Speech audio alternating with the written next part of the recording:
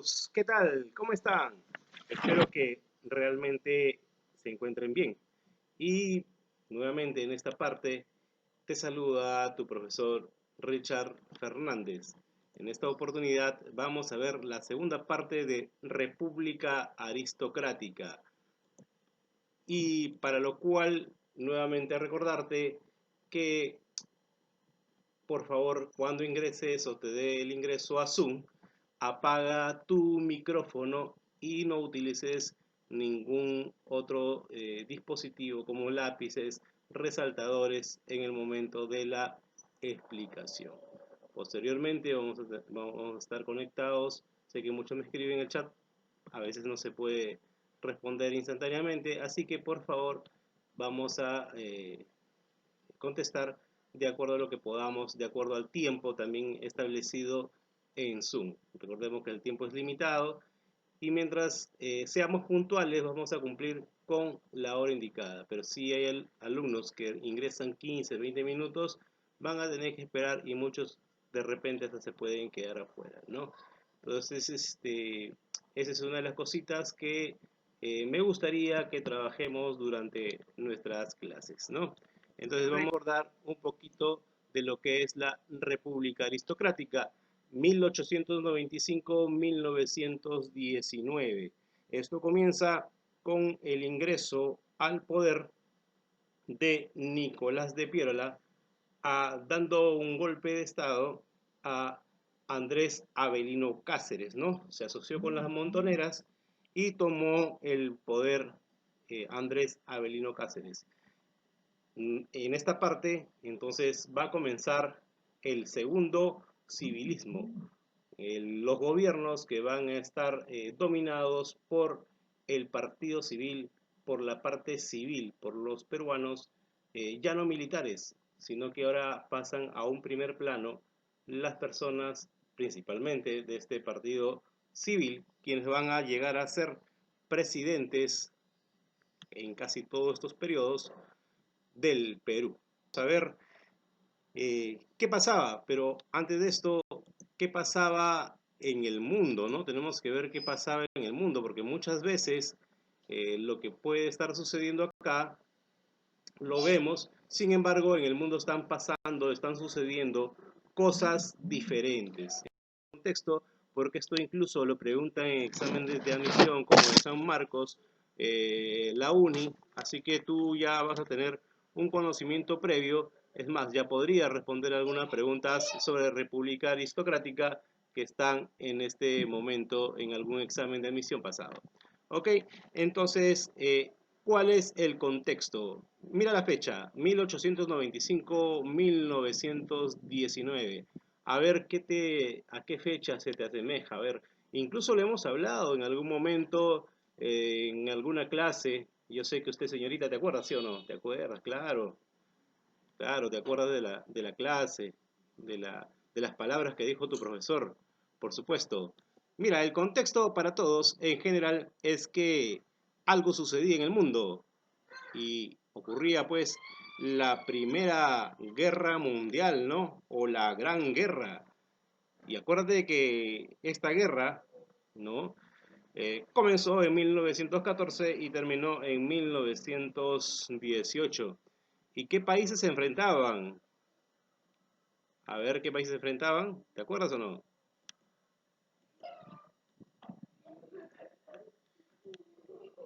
Ahí está. En la Triple Alianza estaba Alemania y el Imperio Austrohúngaro, ¿no? Ahí es Austro, ¿ya? De Austria, ¿ya? Ahí tenía un poquito de hambre, así que me comí esa palabra, ¿ya? Entonces, Alemania, Austria y Hungría en un binomio e Italia, pero Italia al final va a salirse de esta triple alianza y se va al otro bando, ¿no? La triple entente, Francia, Gran Bretaña y Rusia. Y recuerda que Gran Bretaña también tenía pretensiones en hacer comercio con Perú, es más, tenía capitales en el Perú, ¿no? Profe, una consulta. Yo vivo acá a estos países. ¿Y dónde está Estados Unidos? ¿Es que acaso Estados Unidos no participó? Claro, por supuesto que Estados Unidos es el mayor beneficiado de esta guerra. ¿Y por qué, profe? Porque mira, mientras todos se peleaban, mientras todos sacaban el ancho, mientras todos gastaban recursos, Estados Unidos, que compraba recursos, en algunos casos, en la mayor parte, al Perú, hacía lo que necesitaban estas grandes potencias. ¿Y qué se necesita? Armas, ¿no es cierto? Profe, ¿y a quién le vendía? Mira, se dice, se manifiesta que Estados Unidos le vendía a los dos bandos en forma escondida a lo que era Alemania. Eso se manifiesta, se dice, ¿no? Hay muchos testimonios, muchos relatos de esta situación. Y bueno, Estados Unidos ingresa casi al final de la guerra para decirle, rematamos a Alemania con todo.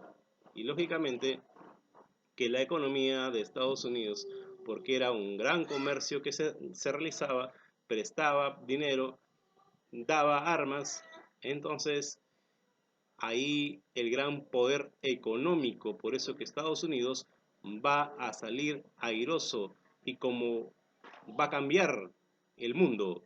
Ahora Estados Unidos va a ser la gran potencia mundial, desplazando a Gran Bretaña o Inglaterra, ¿no? Entonces, a tener en cuenta eso, muchachos, como cultura general.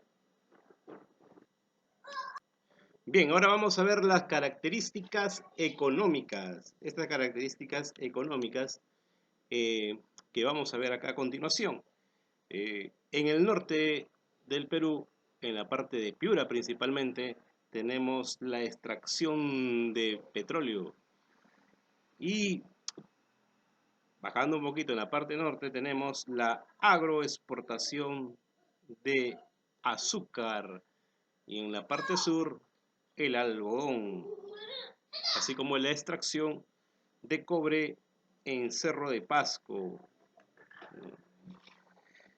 En la parte de Puno, el comercio de la lana, la producción controlada, la producción ganadera controlada por los gamonales, así se llamaban los hacendados, las personas que tenían este comercio. Y como ves ahí la extracción posteriormente del caucho de la selva, ¿no? Esto recién la explotación del caucho se va a realizar en en esta parte de la República aristocrática, mucho más por la cercanía a la Segunda Guerra, perdón, a la Primera Guerra Mundial, ¿no?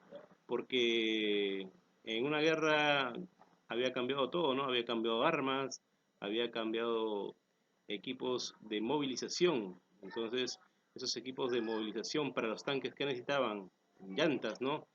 ¿Y que se necesitaban para hacer llantas? El caucho. Entonces ahí es como esta parte también se vuelve muy poderosa. Entonces, importante recordar que también hubo un gran dominio del capitalismo inglés mediante inversiones, ¿no? Tanto inglés como de Estados Unidos.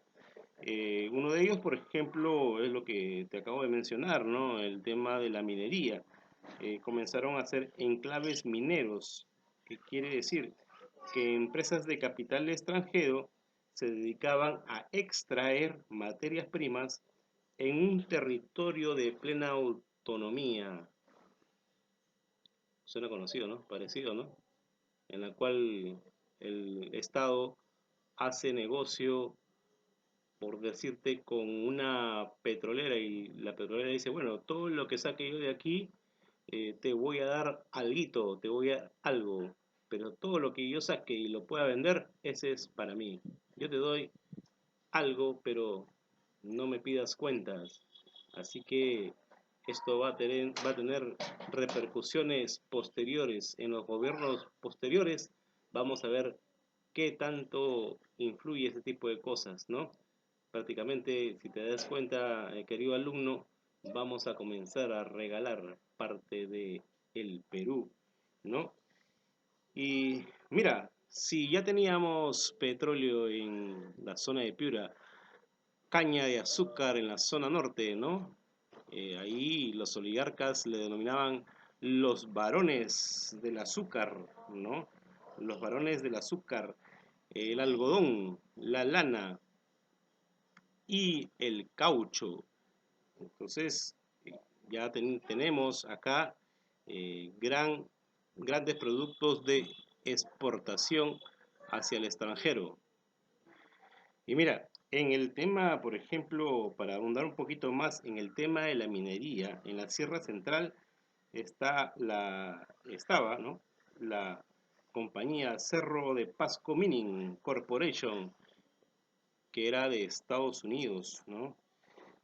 También en el tema del azúcar, no solamente los peruanos, sino también había personas con capitales, por ejemplo, los Grace, ¿no? Los apellidos, famosos apellidos Grace, que eran ingleses, los Gildemeister, ¿no?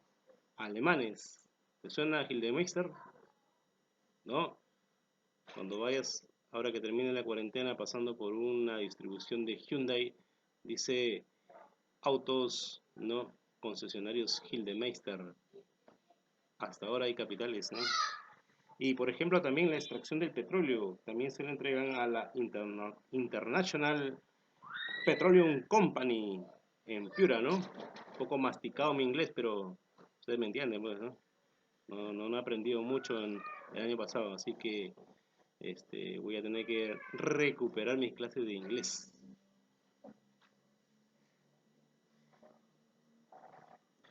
Mira, hay una cosita acá que quiero que puedas ver. Y tú vas a decir, profe, en el lado izquierdo veo un mapa diferente que al de la derecha.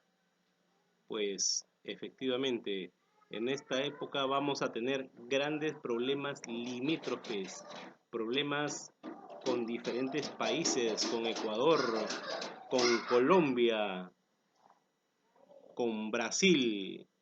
Vamos a tener esos problemas. Es más, mira, la parte de Brasil, ¿qué tenemos ahí?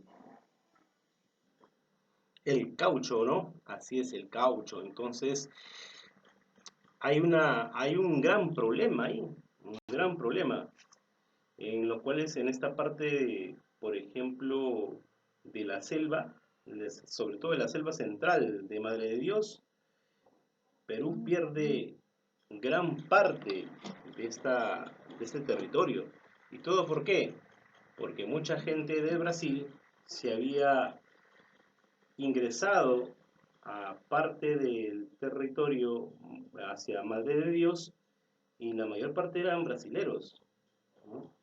Y cuando la población de Brasilia decide eh, seguir ingresando, ya el Perú tiene que tomar cartas en el asunto. Entonces, uno de los presidentes es quien va a decidir, sin guerra, sin nada, ceder esos territorios porque ya estaban ocupados por gente de nuestro hermano país de Brasil. Así que simplemente para evitar una guerra lo dejó, ¿no? La zona del Alto Yurúa, ¿no? Teníamos gran parte de lo que era el caucho y dejamos eso en manos de prácticamente Brasil, ¿no?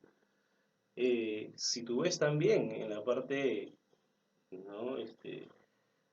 Superior, con Colombia también tuvimos problemas, la selva norte, por eso que teníamos una parte limítrofe, un río nos limitaba. Sin embargo, posteriormente vamos a perder eso también, ¿no? Con Ecuador también, ¿no? Mira la diferencia de los mapas, ¿no? De lo que tenemos presentes. Es así como vamos a nosotros a ir perdiendo gran cantidad de territorios, queridos muchachos, hasta quedar como está en la mano derecha, ¿no? en la parte media naranja, media amarilla. Eso es como queda nuestro territorio o cómo está nuestro territorio actualmente. Vamos a ver otra etapa, las características sociales. Debemos tener en cuenta que en ese momento éramos más o menos 2 millones de habitantes. ¿Ya? Eso tenlo presente, por favor. Y bueno, vamos a tener acá un cuadro en el cual tenemos en la parte superior, la parte de la élite de los peruanos poderosos y también de los peruanos marginados. La primera parte pertenecía a la oligarquía. Tú sabes ya cuáles son los antecedentes de la oligarquía, ¿no? Tenían el poder económico, ¿no? El poder económico de todo el Perú lo tenían ellos. De aquí donde van a salir los presidentes del Perú, los que van a gobernar esta parte, ¿no? Sobre todo reforzados por el Partido Civil Renovado, ¿no? Por eso se llama Segundo Civilismo, ¿no? Eh, ¿quién fue, quién fue el fundador del Partido Civil? ¿Te acuerdas, sí o no? Pues hay que buscarlo, pues. La clase pasada le hemos dicho, ¿no? Claro, por supuesto, muchacho, así es, esa es la respuesta. Mira, y después tenemos en esta parte de los peruanos poderosos los hacendados de la tierra, los famosos señores gamonales, que se dedicaban a la producción de lana para exportar al mundo, ¿no? Así es, entonces si de alguna pregunta te viene en el examen, quienes dominaban la Sierra Central en cuanto a la producción de lana, ya sabes quiénes eran los gamonales. Y en la segunda parte de los peruanos marginados tenemos a los obreros, pero los obreros, déjame decirte una cosa, que algunos, la mayor parte de ellos ya tenía algo de educación, ¿ya? Por eso que se los contrataba, ¿no? Y justamente por eso también se comenzaron a organizar en sindicatos, los sindicatos que van a ser hasta la década del 80 los más poderosos y los más fuertes en cuanto a reclamo y protestas para la parte laboral, ¿no? Eh, en cuanto a lo había mencionado, en la oligarquía generalmente están 40 familias, son las 40 familias las que van a dominar y gobernar el Perú. A ver, los que son, ¿no? Los Romaña, los Leguía, los Billinghurst, los Aspíllaga y sobre todo los Pardo, ¿no? ¿Qué dominaban? Dominaban sobre todo la parte académica también. La Universidad de San Marcos. En la Universidad de San Marcos no es como ahora, ¿no? Ingresa o es una universidad generalmente para las personas que no pueden pagar una universidad privada, ¿no? Sin embargo, acá había que ser de clase social muy alta para poder entrar a San Marcos, si no, no podías entrar, ¿ya? Así que hay que tener presente mucho eso, ¿no? Y en la parte final de esta clasificación de lo que es la clase social, se encuentra la parte indígena que en realidad eran la mayoría de personas, ¿no? Las cuartas, quintas partes del Perú eran indígenas. Mira, ellos no tenían derecho al voto porque eran analfabetos. Había en la Constitución, había quienes tenían solamente derecho al voto, eran las personas alfabetas y tampoco podían votar las mujeres, ¿no? Posteriormente, en los próximos gobiernos que vienen, se van dando leyes para equilibrar esto, ¿no? Y tampoco, por supuesto, tenían derechos políticos de ninguna clase, ¿ya? Así que Tenlo muy presente por si acaso ahí viene una pregunta. Viene una pregunta en San Marcos, ¿ah? Viene una pregunta en San Marcos. En la República Aristocrática, la clase social que no tenía derechos políticos. Tú sabes ahora ya, ¿no? Ya puedes responder. Así que, bien, sigamos.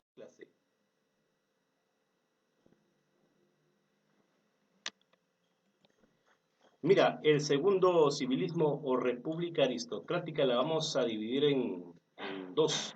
La época de auge, ¿ya? Y la época de crisis. La época de auge entre 1895 y 1912. Nuevamente me he comido ahí un número, así que me vas a disculpar. Estoy en el momento de la hambruna, ¿ya? Y la época de crisis, pierden el poder desde 1912 a 1919. Eh, en la parte introductoria del día de hoy te mencioné que esta época comenzaba con Nicolás de Piérola. Y aquí vamos a dictar algunas características porque no podemos ver todo lo que han hecho estos presidentes en los gobiernos. De repente poco a poco lo vamos a ir realizando, pero quiero que te lleves lo mejor. Bueno, Nicolás de Piérola, lo más destacado es que realizó un impuesto a la sal, ¿ya? O sea, tú por comprar sal tenías que pagar un adicional como un impuesto, con el pretexto de que con ese dinero íbamos a recuperar Tacna y Arica, que la habíamos perdido, ¿no? En la guerra con España, perdón, con Chile, ¿no? En la época que Cáceres luchó denodadamente para recuperar nuestra independencia nuevamente, ¿no? Después tenemos a López de Romaña. López de Romaña, que a diferencia de Nicolás de Piérola, sí era un poderoso oligarca, ¿no? Este señor funda la Escuela de Agricultura, ¿ya? Que posteriormente va a ser eh, uno de los puntos principales para realizar o fomentar la creación de la universidad agraria para quienes van a postular en los próximos años a la universidad agraria. Ya sabes más o menos cómo ha sido la parte de tu creación de tu universidad, ¿no? La universidad agraria. Entonces, siguiente presidente tenemos a Manuel Candamo, que en realidad este presidente solamente dura un año en el poder, ¿no? Fallece, pero en ese tiempo buscó extender y construir más ferrocarriles, porque se necesitaba, ¿no? Para traer el caucho hacia el Callao, para hacer más rápido la guía del, del algodón, del traslado del algodón hacia el puerto del Callao, del norte hacia el puerto del Callao, la parte del azúcar. Entonces había que construir más ferrocarriles, ¿no? También tenemos a José Pardo, sí, un Pardo nuevamente en el poder, hijo de Manuel Pardo. Y tú sabes quiénes eran ellos, ¿no? La familia más poderosa del Perú, ¿no? Familia más poderosa, sobre todo con el Partido Civil. Él dispuso, por ejemplo, la primaria gratuita, ¿no? Antes costaba y él lo da de forma gratuita en los colegios o establecimientos que le pertenecían al gobierno, ¿no? Y acá es donde surgen también los primeros sindicatos, el reclamo de las 8 horas laborales. Posteriormente viene Augusto B. Leguía, Augusto B. Leguía, que este señor lo vamos a ver en la próxima clase, porque va a ser el que va a iniciar una nueva etapa, ¿ya? Pero también es presidente en esta época, así que Augusto Bernardino Leguía y Salcedo, ¿ya? Él es el señor. ¿Te acuerdas que te hablaba de los límites con Brasil? Que no se hizo ninguna guerra. y se perdió. Este es uno de los tratados que hizo este señor, este presidente, que entrega parte del territorio peruano en el Tratado Velarde Río Branco. ¿Ya? Y después, ahora sí nos vamos a la época de crisis. En la época de crisis ingresa Guillermo Billinghurst de 1912 a 1914. Mira, este señor era un personaje que no le simpatizaba el tema de lo que eran la oligarquía, ¿ya? Era un acérrimo enemigo de los oligarcas. Y, profe, ¿y cómo llegó a ser presidente? Pues hizo una gran campaña ofreciendo comida barata, bajo el lema pan barato y grande. Ya por eso le decían el pan grande. Y por eso llegó, ¿no? Llegó a ser presidente. Pero como no era del partido civil, o veían con malos ojos los del partido civil a este señor, tú sabes lo que pasa cuando alguien que tiene poder no le gusta a un presidente. ¿Sí o no? Claro, pues amigo, yo te dije, te enseñé, ¿te acuerdas? Cada vez que pasa o sucede algo, un presidente no le gusta a la clase poderosa, siempre van a usar algún militar para que dé un golpe de Estado. Y es así que el señor Oscar R. Benavides va a dar el golpe de Estado y va a quedarse en el gobierno como un gobierno de transición de 1914 a 1915. Y acuérdate, aquí, en este gobierno, es donde estalla la Primera Guerra Mundial.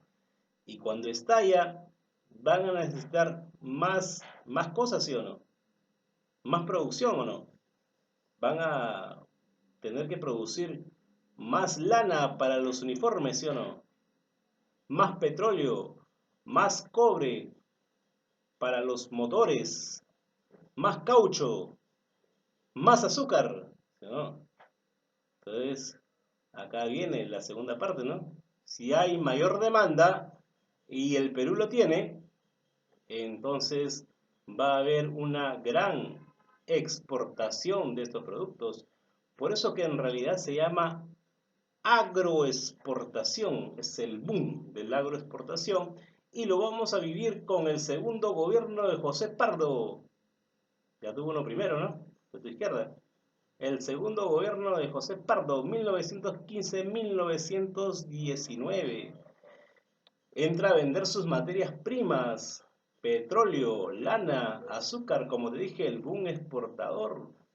Y alucina, en algún momento le declaramos la guerra a Alemania. Parece loco, ¿no? Pero teníamos, como en cualquier parte, en cualquier guerra, no teníamos que posicionarnos a favor de quién estábamos. Y el Perú se posicionó en contra de Alemania, ¿no? Y esta época va a acabar con el señor Augusto B. Leguía. En 1919 le da un golpe de Estado a José Pardo, instaurando el denominado gobierno Patria Nueva. Y este va a durar 11 años. Por eso se llama el oncenio de Leguía. Y la Patria Nueva decía, para adelantarte un poquito, bueno, el tema de la agroexportación, el Perú es pobre porque en realidad solamente se dedica a la agricultura. Mejor que hay que hacer comercio, hay que hacer otro tipo de cosas para que el Perú sea un país de potencia mundial. Y ahora lo vamos a ver cómo cambia la forma, las tradiciones en el Perú. ¿Ya? Así que ya tienes unos breves conceptos que van a reforzar también a tus prácticas, a tus fichas que tenemos.